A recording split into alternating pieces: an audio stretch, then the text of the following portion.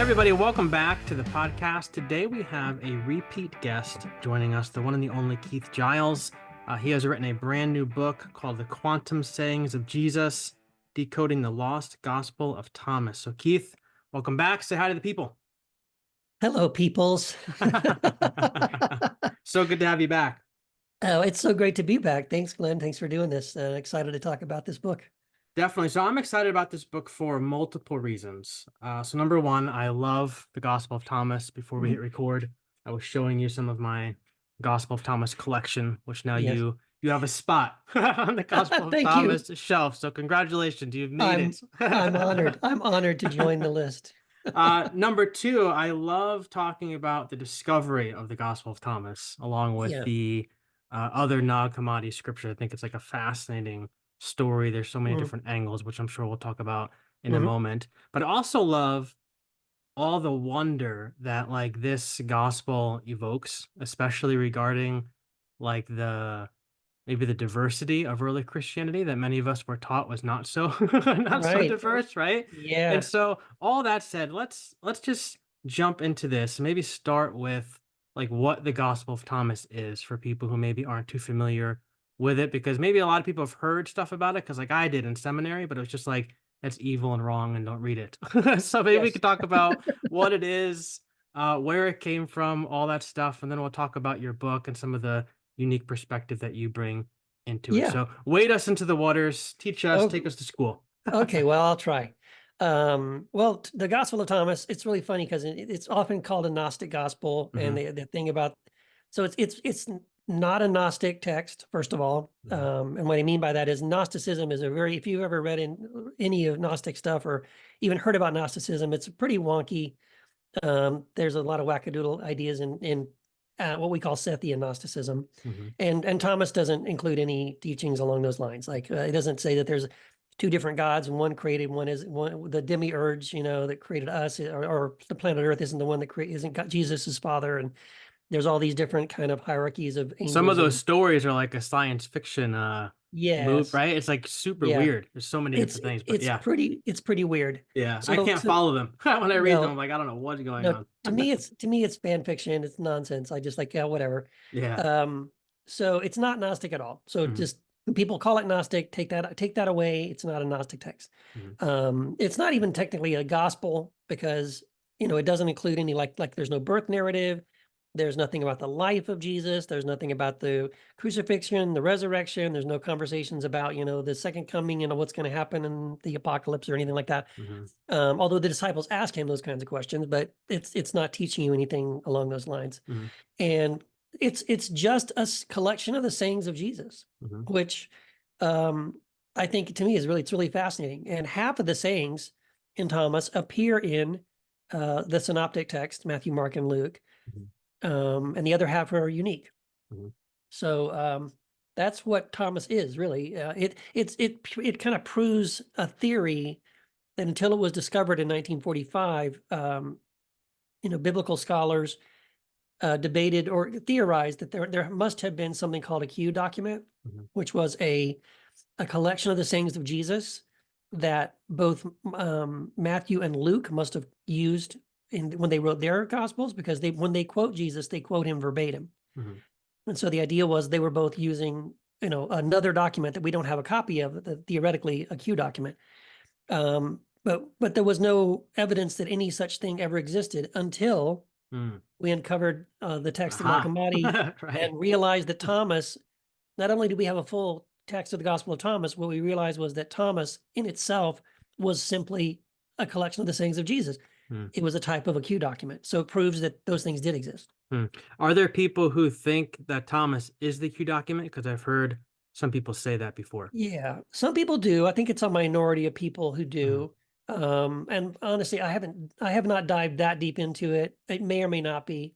mhm, The one thing that blew my mind when I was researching my book was I came across a quote by John Dominic Crossan, and he was talking about how if you lay Matthew and Luke side by side with Thomas, um, scholars have sort of created a hypothetical Q document. Like, so mm, the Q document must have included these types of sayings. there are more Q document sayings in Thomas than in the other gospels. So Interesting. that does then suggest that it could possibly be the actual Q document itself, because it is not only an example of a Q type document, it contains almost all more Q document, quotations than the others combined. So Yeah. that's pretty interesting. It could Huh. be. It could be. Yeah. I won't die on that hill.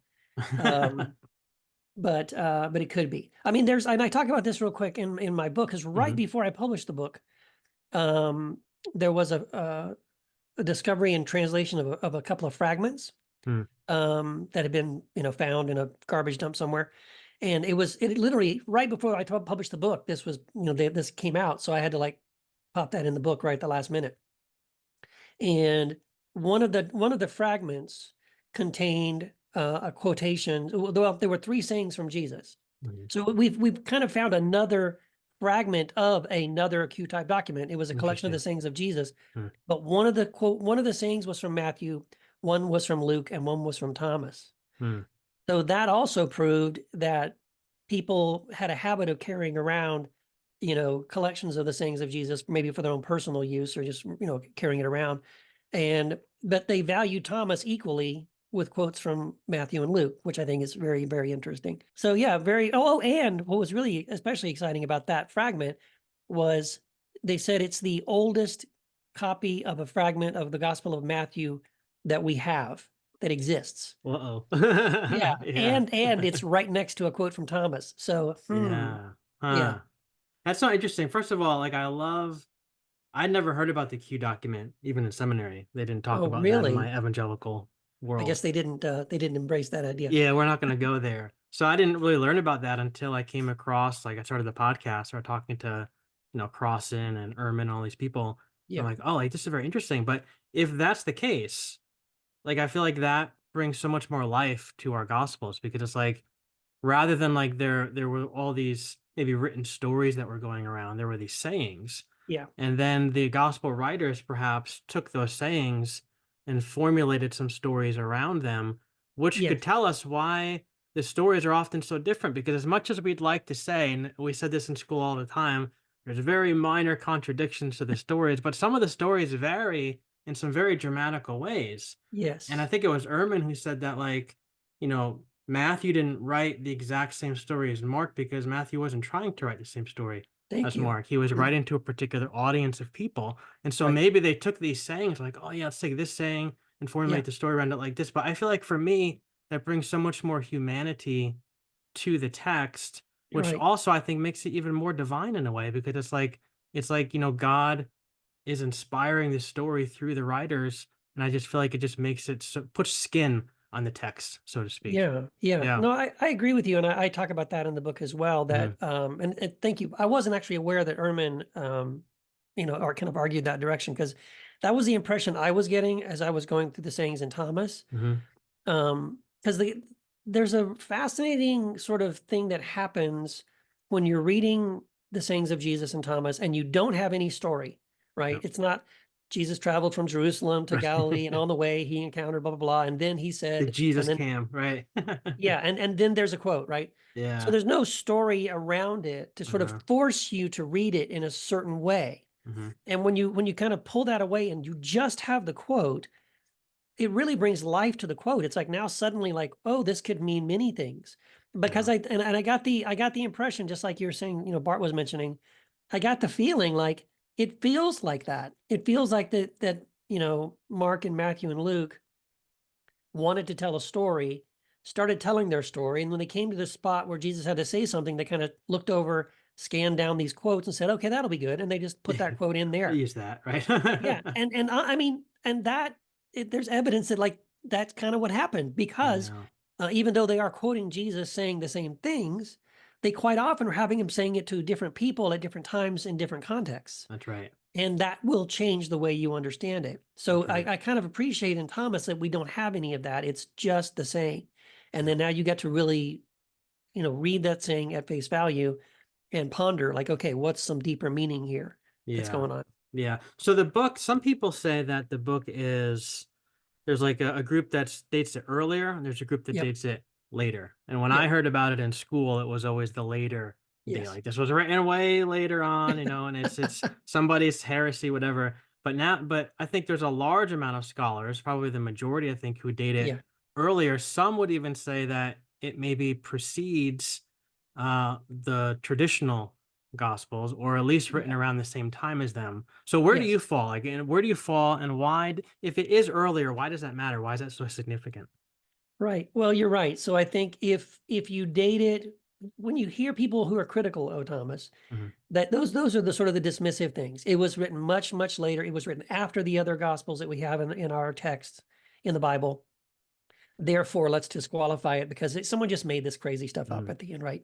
And so, but that isn't the case. Like again, the more I looked into Thomas, the more I realized I feel like there's way more evidence, including this fragment I just talked about. Like, Right. well, That's here's huge. here's a quote from Thomas alongside, Matthew and Luke, and it's the oldest copy of anything from Matthew we currently have. Like that's lending some evidence, but there's way more evidence. Hmm. And so you're right. Scholars don't agree on anything, right? So everyone It's hard to disagrees. find, yeah.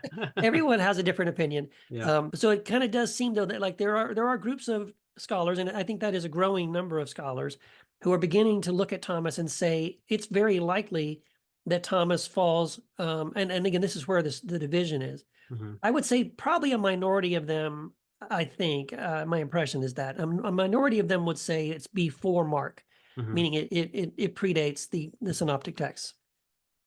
I think a more conservative number of them would say, and this is kind of where I think I fall in, because until there's evidence, hard evidence on the other side of it, it's the safer bet to say that Thomas is dated at least somewhere between Mark and John. Yeah. And the evidence for that is really strong. Some of that is that it seems that whoever wrote the Gospel of John is reacting to things in Thomas, Yeah. and that's not accidental. There's specific things that it's reacting to. So whoever wrote John had to know Thomas existed, right? Yeah. But there is evidence, and I found this really compelling. It's just difficult to know how to nuance it, and I mentioned this in the book. So there's one of the things of Thomas that that the Apostle Paul quotes the same, Mm. and when he quotes it, I think it's in First Corinthians. He says, "As it is written," and then he quotes it. So it's like Hmm. he's saying, "This is scripture, right? That's how you talk when you're getting ready to quote scripture, as it is Right. written." Yep. And then he quotes this, um, and it mirrors exactly, I think, saying 22 from the Gospel of Thomas. Mm. And so now we know Paul's writings do predate the Gospels, Yep. right? Yep. What we don't know is that when he says "as it is written," is he quoting a document called Thomas that's a full collection of all of those sayings, and he's aware of it? That's possible. Hmm. But it's also possible that people just had the sayings of Jesus. Again, there were lots of Q type documents, or In their maybe pocket. Yeah. verbally, Yeah. Yeah. people were just, had memorized the sayings of Jesus, and these were Hmm. common things that they repeated to one another when they got together. And it was a common saying of Jesus that everyone knew. And so when he says, "as it is written," he's just repeating that saying. And then maybe whoever wrote Thomas, put it down after the fact. We can't know that. Yeah. But it's very compelling. I mean, it's really compelling to me to see that at least Paul is aware of these quotations, and it lends credence to the fact that at least Paul the Apostle thought that Jesus had said this. Like this was a legitimate saying of Jesus. Now, was this gospel suppressed in your estimation? Because there's, again, I mean, we talked about this before, Yeah. but this came up on your Facebook page, and it comes up in a lot of different places, because I've seen people sharing your content on their Yes. pages, and that starts a dialogue. And a lot of the dialogue is around that topic of whether or not this was Yeah. suppressed, by Yeah. the church father. So talk to us a little bit about that. Well, I know I have heard those people say those things. I actually had a Mhm. comment on one of my posts, a couple weeks ago about that exact thing. Like, oh, it wasn't suppressed. It was dismissed and ignored because it was worthless, right? Kind of a Mhm. thing. It wasn't worth being, Yep. suppressed. And I think that is clearly not the case. No. And I want to just shout out to Elaine Pagels, who you had on your show before, and Yep. she wrote an amazing book called Beyond Belief, which was so There it helpful to is. me. Yeah, there it Yeah, is. Yep. fantastic book.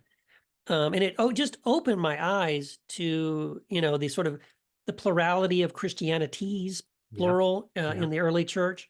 Mhm. And because again, I was told something very different, that like there was just one Christianity. Maybe there was this one little fringe group, the little Gnostics were over there on the side, but they were inconsequential and they went away. Yeah. But Elaine Pagels points out that there were she calls the proto-Orthodox, Mhm. people like Irenaeus and Tertullian and all these guys. And then, but then there were others where there were the pure not like Sethian Gnostics, but there are also the Valentinians and Mhm. many, many others, probably more than we even know because they didn't last, right? They got Yeah. stamped out. And in her book, she talks about how, and she provides quotations of Irenaeus and others, point blank. I think the other one is Clement of Alexandria is another one that kind of Mhm. speaks out specifically targeting saying, do not read the Gospel of Thomas or this so-called Gospel of Thomas. And, so yes, Thomas was suppressed.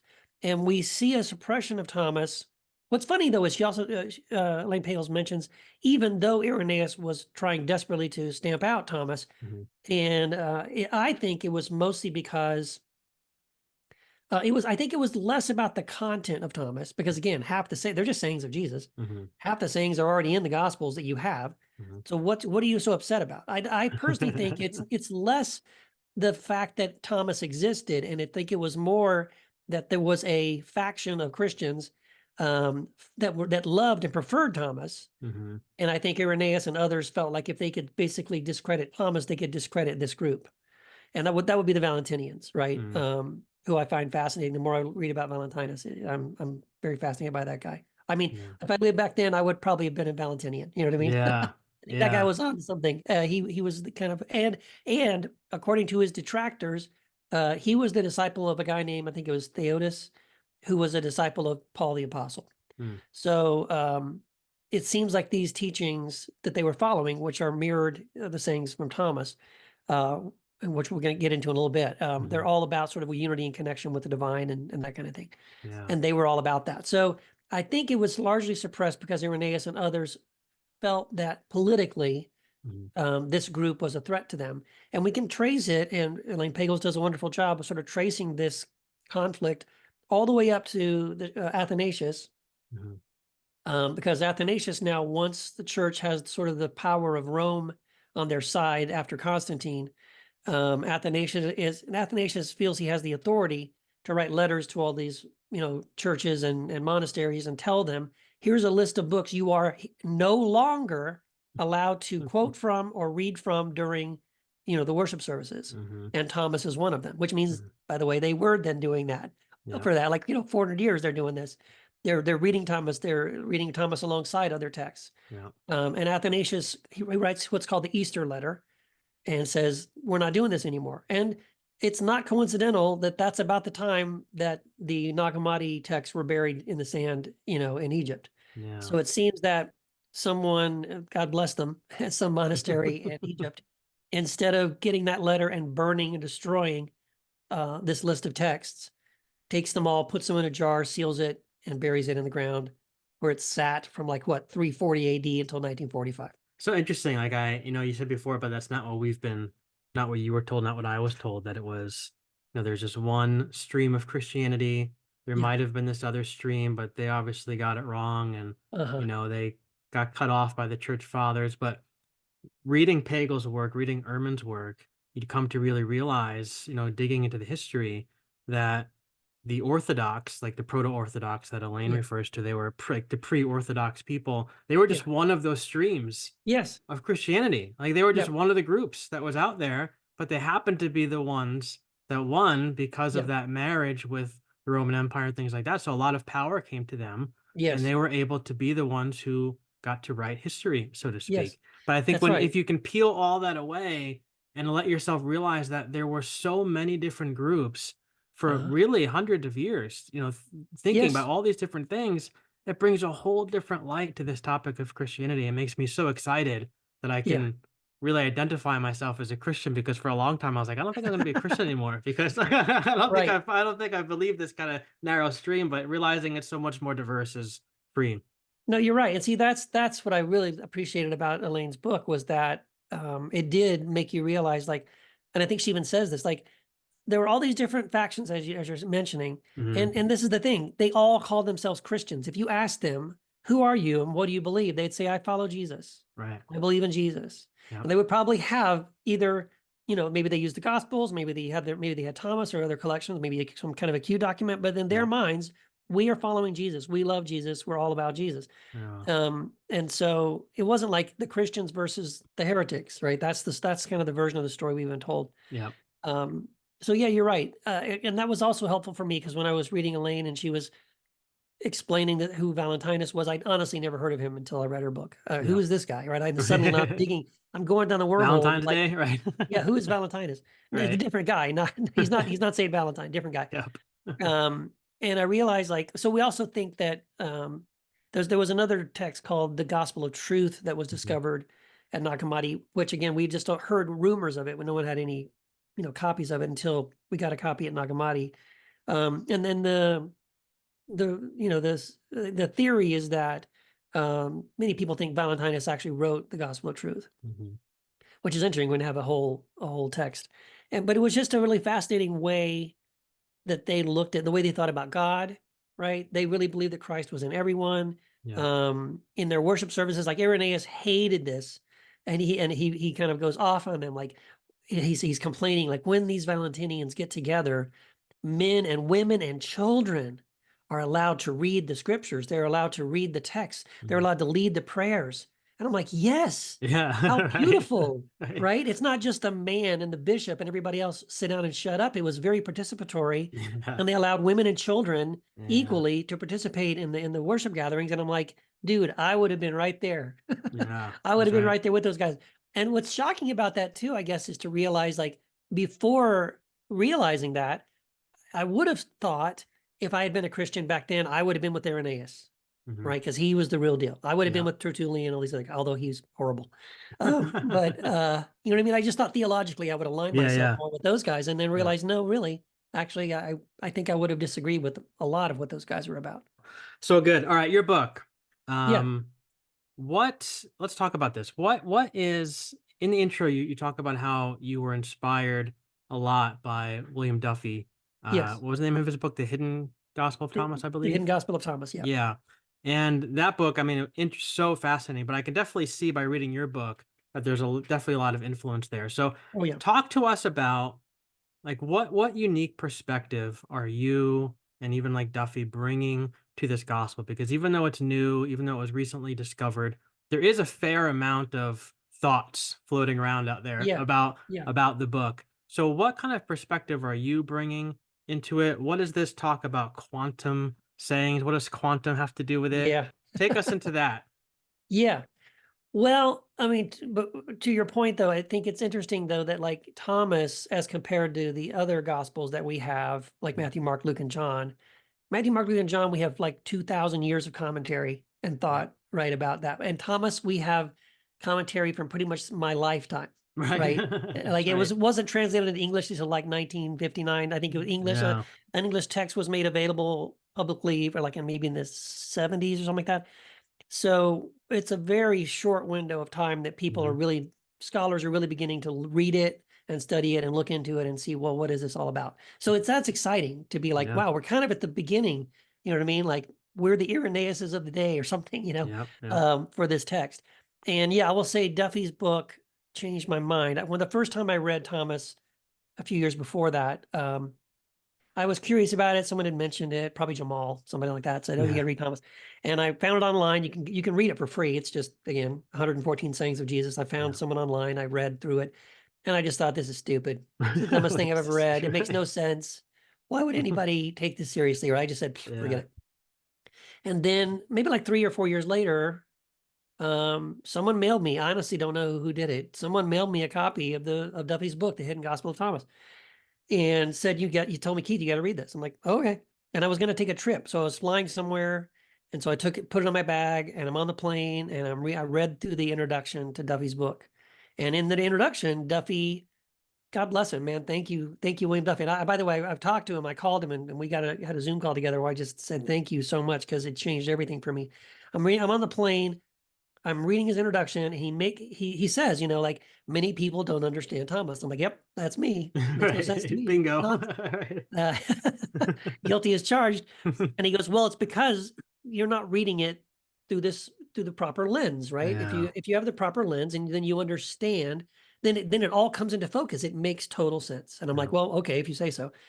And he kind of lays out kind of like what that code, how to crack the code. And at first he just kind of says, you have to read it all through the lens. I think he says of like oneness and connection or something like that. I'm like, okay, that's a good theory, and then he gave some examples, and like when I read it through that lens, I'm like, okay, yeah, Mhm. okay, makes a little more sense now. Okay. But then I'm still thinking, yeah, but that's so arbitrary, like it's easy to just like I came up with something that makes it make sense, but Mhm. so what? I mean, that doesn't mean that it is the way to read it. Mhm. And then I turned the page and he just like nailed it and dropped the bomb. And I'm like, he's right. Oh my Mhm. gosh. Like, because the sort of the key, I guess I'll give this part away. Mhm. The key, he said the key was, I think it's saying 7, which early on in the Gospel of Thomas, there's a saying, which again, without a filter and it Mhm. makes no sense, right? It's like, blessed is the lion that becomes a man. Oh, and cursed is the man who becomes a lion or Yeah. something like that. It's like, Yeah. what the hell? That makes no sense. Yeah. But then he says, well, again, it's metaphorical, right? So the lion is sort of your ego self, Mhm. and the man is the true self, who you really are. And I'm like, okay, well, okay, that makes sense. Okay, then now it makes sense. But again, that's arbitrary. And he says, well, Plato in his Republic uses the exact same, which again predates the Gospels. Plato uses that almost the exact same metaphor to talk about the ego and the true self. He uses the lion and the chimera and the man as the true self. I'm like, well, that's interesting, but again, so what? And then he says, here's where he dropped the bomb. He goes, by the way, at the Nag Hammadi, discovery, when we opened the jar and we, went through all the codexes, in the same codex with Thomas and some other books that were kind of bound together, was a single page from Plato's Republic. Guess which page? The single page where he explains the idea of the lion and the man. It's crazy. It gives me chills. Yes, it's like Yeah. somebody wanted you to know, here's how to decode it, guys. Yeah. Here's how to understand Thomas. Boom. So that was it for me. I'm like, Yeah. this is legit. Now you're I hooked. believe that this is real. You know what I Yeah. mean? And Yeah. so then I just started diving into Thomas, and then the more I read, the more I wanted to read, the more I kept reading. Yeah. Um, and so yeah, that was kind of my beginning of like falling in love with Thomas and wanting to know as much as I could about it. Yeah. So define quantum for us, for maybe people who are new to that word, because it seems to be a word that's floating around a little bit more Yeah. these days in the world of spirituality. But what does that word mean? What does Yeah. that have to do with Thomas? Yeah. Well, apparently, I mean, a lot It's more than I it's on the initially. cover of your book, so Yeah, yeah, but more than I initially thought. yeah. Well, okay, so you know, um, sort of concurrently as I was kind of diving into Thomas, I was also around that time. I'd finished writing my 7-part Jesus Son series. I was writing Sola Mysterium about embracing the beautiful uncertainty of everything, and reading, writing that book was, I was going down the road, excuse me, of looking into like quantum science and things like that, Mhm. and doing a lot of reading around those things. So, reading quantum scientists, reading, actual quantum physicists, and reading some of like more like the mystical Mhm. quantum kind of side of things as well. And so, I guess to explain quantum through quantum physics without getting into the weeds too much, what quantum scientists are realizing is that the world as we perceive it is an illusion, right? Mhm. Um, that at the quantum level, even though we perceive everything through our senses as separate, things are separate, right? You're you, I'm me. Mhm. This is my microphone. This is my coffee cup. These are separate things, objects and people, and we're all separate. We experience a world of separation, Yeah. distinct objects and distinct people. Quantum physics. One of the things we learn from quantum physics is that that's not reality as it really is. Mhm. What quantum physics is showing us is that there's only one thing, and that's the quantum field. In Mhm. other words, every single thing that you see and experience, including yourself, we are all expressions. Everything is an expression of the quantum field. There's just the quantum field, and it's an unbroken expression, right? And when you realize that, it's like, okay, then everything is connected. And then the other Yeah. thing about the quantum field is that for the longest time, scientists, and there's been sort of like, there's always been sort of a battle between scientists and theologians or philosophers, right? Mhm. Scientists largely are materialists, and they would say the only thing that's real is matter, right? Mhm. Things we can measure and taste and touch, and things like that, molecules, particles, atoms. This is real, and other things, right, are not real, right? So like the soul, spiritual realms, like that's mystical, crazy, and it's not real because science can't prove it's real and we can't measure it. Mhm. But the philosophers and the theologians have countered that argument to say, well, okay, scientists, and if that's the case, then you need to explain how consciousness Mhm. arises out of matter. Mhm. And so that's been kind of the back and forth debate for eons. Mhm. But through quantum physics, and there are quotes from quantum scientists who are realizing and actually are saying exactly this. I think Sir James Jean is the one I quote all the time. He was a very famous quantum physicist, and he wrote a book. And in his book, he says, we can no longer talk about the universe as a great machine, meaning Mhm. something material. Mhm. Um, we must now speak of the universe as a great thought or a consciousness. Mhm. And it's the realization. So, in other words, the question, how does consciousness arise from matter, is the wrong question. We should flip it over. The real question is, how does matter arise from consciousness? Mhm. Consciousness and consciousness is sort of a metaphor for, or another way of saying the quantum field, that the quantum Mhm. field itself is consciousness. So there is one great consciousness, right? That Mhm. everything is made of and in and through. And so if you have any sort of Christian background, you should begin to notice that this starts to sound a lot like, Alarm you should be know, going off. Ding, ding, ding. yeah, yeah. In the beginning was the Logos, and the Yeah. Logos was with Yeah. God and was God, and the Logos became flesh and dwelt among us. Or, um, you know, the quantum field is all and is in all, Yeah. and we are filled with the consciousness, that fills everything in every way. So Yeah. Paul uses the word Christ. Quantum physicists use the word quantum field. Yeah. John uses the word Logos. Someone else might use the word consciousness, but they're interchangeable, these Yeah. concepts. Mm. So, and again, this is why I call my book The Quantum Sayings of Jesus.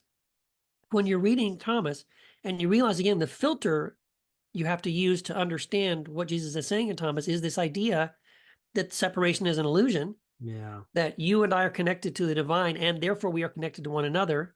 And any divisions of male and female, you know, rich or poor, young or old. Again, Paul Yeah. says this in Galatians. Yeah. But this is exactly what Jesus is elaborating on in Thomas.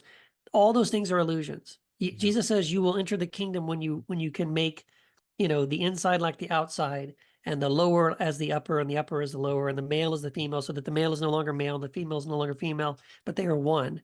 Yeah. Like again, these are quantum sayings. Jesus is saying what quantum physics is saying now, um, and what mystics have been saying for hundreds of years, thousands of years. Whether that's Rumi or Black Elk or Saint Teresa of Avila, or just across the board, this very simple but very profound and powerful idea of the illusion of separation. This idea of Yeah. divine that we have a shared divinity and a shared humanity, and Yeah. that's a really powerful message. Yeah. What's interesting to me is that all these scientists, modern day scientists, are coming to these realizations. Like they're Yes, studying quantum physics and they're doing all this like stuff that they wouldn't have dreamed of way back right, then. But they're coming right, to the same conclusions yeah, about and as things that were written literally thousands of years ago. yeah, And that alone shows you a connection, right? Talk about yeah, everything being connected, right? yeah, If these people who are predating all this technology that we have are right, writing these ideas that we're using our amazing technology to come to, there's a yeah, connection there between us and them. That right there yeah. is the whole idea. That's the whole idea of the book. Yeah, it is Fascinating. fascinating. Yeah, it is so fascinating. It's like these people again, like thousands of years ago, are able, whatever, through meditation, Hmm. through just a mystical experience, a spiritual experience, a profound sort of aha moment, are able to realize this kind of truth that, oh my gosh, I'm one with everything. And I know I think we've talked about this before. Mhm. People also have arrived at this realization sometimes through a near-death experience, Yep. right? Yep. People will have a near-death experience. They'll go through the light, feel this incredible connection with the light, have this incredible feeling of love and connection with everyone else, and come back from that experience saying, "Oh my gosh, I get it now. I see it now." People have had the same realizations when they take mushrooms, right, or Right. ayahuasca or DMT, or they come back from that experience saying, "Oh my gosh, I experience being one with the universe and with everyone else." Yep. And so, however you get to it, whether it's through quantum science, whether it's through a spiritual experience, whether it's through a near-death experience, whether it's some, yeah, chemical thing in your brain. Yep. But it is a shared human experience and realization, and having it validated by quantum science is really significant. It's really powerful, and hopefully, it's something that makes us take it seriously. You Yeah. know? Yeah. It's been interesting to me, and I don't this is probably true for you too. I don't you can speak for yourself, but coming to these realizations, like reading the Gospel of Thomas, particularly through this kind of lens, Yeah, thinking about we've had conversations on the podcast before about oneness and things like that. But what's yeah, interesting to me is that I didn't see that stuff in the Bible before. Like, right. I didn't see it in the Gospels. I didn't see it in Paul's writing. I would Yeah, have said that's New Age, that's crazy talk, right, whatever. But now that I've seen this stuff, I can't unsee it right. in the Bible because, like, you just talked about Paul, you talked about things Yeah, Jesus has said. Like for me, the big one is like Jesus saying, "I and the Father are one. You and I yes, are one." Right? Like we're yes, literally all connected. Like there is yes, this holy trinity there, so to speak, of this connection yes. between us and the universe and God and everything else. Like you can't once you see it, you can't. It's everywhere. That's right. No, Yeah, it's and exactly I right. read everything through that filter now when it comes to the Bible. Like, and I see it all over the Mhm. place. Yeah. No, and that's another realization I had as I was going through Thomas was, again, if you think it's hard sometimes, you need to stop and remind yourself sometimes that chronological, our Bibles are not chronological, right? The New Testament is not arranged chronologically. So because the Gospels come first, people assume, and because it's about Jesus and Jesus came first, they assume that those Gospels were written first, and then Yeah, later, because Paul came later, that Paul wrote his letters yeah, after the Gospels. But that's not. It's the other way around. yeah. Before there were any, before Mark, before any of those, right, which is the oldest gospel, before the Gospel of Mark was written or any of the other Gospels, there were just the writings of Paul. Hmm. And they think Paul, again, scholars don't agree. Some have said his first letter was Galatians. I think some they say I think it's First Thessalonians or something. Anyway, but one of his first letters, put it this way, was Galatians. And if you think about it this way, right? So try to put yourself, I try to do this, put myself in this mindset. You're a follower of Jesus in the first century, right? People are telling you this Jesus guy existed. Maybe you saw him speak once or twice, but maybe you're not. Maybe someone did. And anyway, you hear about Jesus. You're like, wow, I'm really fascinated by this Jesus guy. I'm going to follow Jesus, right? Okay, so you're gathering with some people in a home, and you're getting together, and then there's a letter from this apostle Paul. It just showed up, and you happen to live, let's say, in Galatia, and someone opens this letter, and all you know about is Jesus. Maybe you have some of the sayings of Jesus, some of the teachings of Jesus, maybe some of the parables, right? Hmm. But you're into this Jesus guy. And now you get this letter from Paul. And for the first time ever, someone says to you that to be in Christ, there is no, that erases all the us and them distinctions. Because Paul says in Galatians that in Christ there is no Jew or Gentile, Yep. slave or free, male or female, young Yep. or old. He goes something because why? We are all one Yeah. in Christ. What is that? No one's ever said, no one's ever suggested this idea before, Yeah.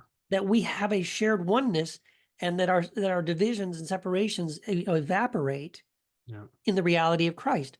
That is powerful. And Yeah. so it's not, again, did Paul invent that? Or Mhm. is that something, again, that he's just telling them what they already believed and knew anyway, because these sayings of Jesus were floating around, right? And there were different Yeah. streams of Christianity, and Yeah. there were kinds of Christians who were aware of some of the sayings from Thomas, Yeah. and we're repeating those and saying, yes, Jesus tells us that we're all one and we're all connected. Yeah. But at any rate, there's evidence then that early on, as early as you can get, right, in church history, this idea of our oneness, and the dissolving of separations is the reality that happens in Christ. Yeah. It's right there in the very beginning. Yeah. So good. What's your favorite saying? 114. Oh I'm sure man, I'm sure you have a whole bunch that I you do. probably come to mind, but if you had to like nail one down that's like, man, this one really Oh made gosh. me think. What one would Oh, well, that they be? all made me think. Let me see. Well, I think one of the ones that yeah, you put me in the spot here, man. I think, let me see. I'm gonna look it up. I Got all think, those sticky notes. I love it. yeah, I know. So I think, well, I will say, I'll read you the one that's my favorite, but I Mhm, will say I had so much fun going through, because before I even knew this was going to be a book, I just started doing like every Friday I would publish um, an article on my blog or my Patreon, where I would just quote one of the sayings of Jesus and kind of give my commentary on it. mhm, And I got to say, man, almost on a weekly basis, I would come to one of the sayings and sometimes initially be like, I don't really know what this is, mm, but I would spend some time with it. And what I loved was digging something out of it that was like, oh my gosh, would just like the light would come on and be like, ah, that I get it. Oh, this is so cool. And especially what I especially loved when that would happen because what I tried to do is I would just every day when I would write these, I would just look at the saying. I wouldn't have any commentaries open. I mhm, wouldn't be looking what anybody else says about it. I want to just say, this is what I think it says, right? yeah. And there were some beautiful times when I would write out everything I think I got out of it. And then I would go and look at the commentaries.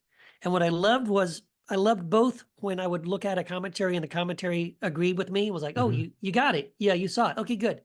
What I loved even more was when I read the commentaries and nobody got what I saw. And I was like, ah, yeah. yes. Okay, Yes. I feel like I got something out of this. No one else got it.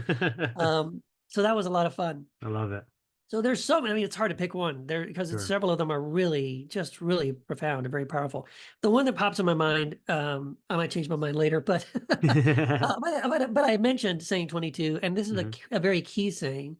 Um, it actually is one that I think unlocks some of the more difficult sayings because there's some sayings like Duffy and I disagreed when we talked because I'd read through his book and he also goes through the sayings and kind of gives his impressions of them.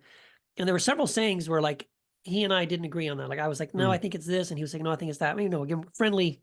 It wasn't an argument or Back and anything. forth. Yeah, yeah. Yeah, but it was just like he saw it one way. I had a different perspective. Mhm, Um, but um, but yeah, this was one that I really like, and I think it unlocks some of the more difficult sayings that also appear later in Thomas. So this one is different. Most of the times, the sayings begin with the disciples asking Jesus something.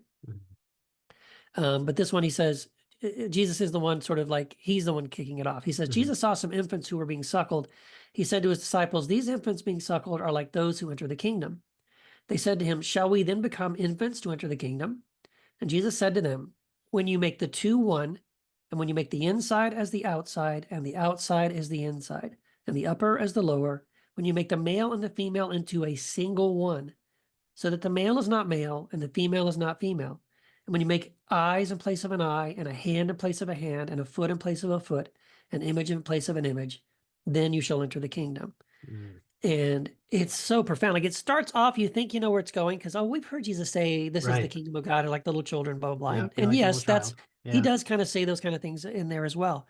But when he flips it around and just says, guys, when I tell you the kingdom is like these infants, right? I'm not saying crawl around on all fours and in a diaper, right? Okay. I'm Right. trying to say to you that there is a simplicity that infants have before Mm, this veil of separation is pulled over their eyes, right? yeah. They're aware of things because there's another saying early on too, which I love, where he says that a man old in years will not hesitate to ask an infant 7 days old Mm, about the universe and will receive wisdom, right? yeah. So again, that's that idea that these infants aren't yet sort of conditioned and programmed the way we are to live in this world of separation. Yeah. So he's reminding of that idea when he says that, but that idea again of just like saying, guys, there is no separation.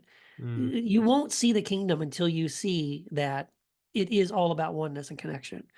So I love that. I love that. That also is kind of a key saying because I think if you don't have a copy of Plato's Republic to understand saying 7, Yeah. it's pretty clear in saying 22. Like, guys, this is reality. This is the way it is. And you have to be able to see things through the lens of oneness and connection, or you're not going to see it. Yeah. I had Perdita Finn on the show a few months ago, and she's somebody who does a lot of like ancestor work and stuff like that. But she made a comment. It was a very different conversation than this, but the comment that she made really kind of hits home some of the things you just mentioned. And she said that when it comes to our society, we tend to dismiss the children and we tend to Yeah. dismiss the elderly Yes. because they get in the way of getting our Yes. missions completed. But she Uh-huh. said those are the people who are the closest to the veil. The Right. children have just maybe, if there is reincarnation, if that's like a thing, she was Yeah. talking about that. She said, whatever the case, whatever you believe, because children are the closest to the veil, the elderly are the closest to the veil. But there's a Yeah. sense of oneness there, she said, and a sense of connection. Where if we could Yes. just grasp that, we could learn to learn from the children Yeah. as opposed to just telling them what to do and telling them what they should be and things like that. And also learn from the elderly and where Yeah. they've been and the different things that they've experienced and even where in their mind they might think that they're going. If we could just learn, if we could just Yeah. have that connection, that Right. oneness, it could potentially change everything. And I feel like that's Yeah. something that just came to light in that saying that you just talked about. Yeah, no, I think you're right. I think that is right. Like Jesus is telling us that where wisdom can be found. That's right. And yeah, it's very, very true. And it's so beautiful. I Yeah. think also as you were talking, I was reminded, I totally agree, like children and older elderly people have a simplicity and a wisdom that's so powerful. But I also was thinking, it took me back to a moment. I remember this was during a time in my life when I was out of work. I think I'd been out of work for like a year and a half. Hmm. I was struggling financially. I was so stressed out. I was like, you know, yelling at God, help me take care of my family and get a job. And I was so frustrated. It was a really painful sort of time in my life. A lot of suffering that I was going through during the time. And I was sitting at a stoplight, kind of just like all inside and kind of complaining and yelling at God and so stressed out. And sitting at the stoplight, this person walked in front of me, and she had Down syndrome, but she was so full of joy, Hmm. right? Just crossing the crosswalk in front of me, and I just looked at her, and there was so much joy on her face, and she was just looking at the what a beautiful day and the birds and the trees and the sunshine. And as she crossed in front of me, it was like everything melted for me. It was just like, Yeah. and I was like, how ironic that we think we pity those people, right? Oh, those poor people that have Down syndrome, right? But I thought, no, man, I envy her. Yeah. I was like, man, she's got some wisdom that I need desperately, right? She has That's a right. peace and a wisdom and a joy that is so simple and so beautiful. Um, so yeah, I thought that too. Like as you were talking, it just took me back to that place. Like I think, yeah, we get so much in our head, and I think that's why, so many like the mystics have come to these kind of profound awarenesses of oneness and connection by not doing anything, right? Hmm. You just be, Right. right? You kind of stop doing and just Yeah. kind of be, and then all of a sudden, all of this wisdom kind of the realization floods into your consciousness. You're just like, I'm okay. The That's universe right. is okay. Like That's I'm all right. right. That's I'm right. connected to this great source of love, and it's within me. It's not. Yeah. I don't have to go get it and chase it. It's all right here. Yeah. So there's a lot of wisdom in that. So good. Keith, we're just about out of time, but this has been a blast. Everybody's got to go get this book. Do yourself a favor, end the podcast, go to Amazon, buy the book because it's so good. But real quick, where can people find you online? And then also, is there any place online where people can get more of this material once they get the book, anywhere they can go to Oh yeah. interact with things? Well, thank you for reminding me because I just Yeah. realizing all the other podcast interviews I've done, I've forgotten to mention this. So There thank you you. go. Got to come here to the What If Project to get the juice, This the is the real good stuff. juice. The juice. Yeah. So, well, yeah, you can follow me online. KeithGiles.com is my blog on Pathos. I do 4 podcasts: Heretic Happy Hour, Second Cup with Keith, Apostates Anonymous, every Writing Wednesday books, night. doing 4 podcasts, Keith. How do you sleep? It's not as much as I should. Right. Uh, I do every Wednesday night on Sirius XM radio. I do the God Squad, which on Fool sang, and what else? So yeah, my books are on Amazon. Go check those out. Mhm. And yes, as you said, if you're curious about Thomas, and especially if you read the book, I would recommend. I have a course, so an online course called Inside Outside, and that's available at choiracademy.com. You just scroll down, there's tons of courses there. If you scroll down to choiracademy.com, you'll see the course Inside Outside there. And yeah, we just go a lot deeper into Thomas and some of the sayings and some of the background and history of Thomas and what it's all about. Awesome.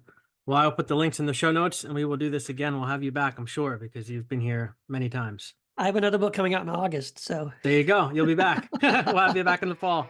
okay. Later, dude. All right, thanks.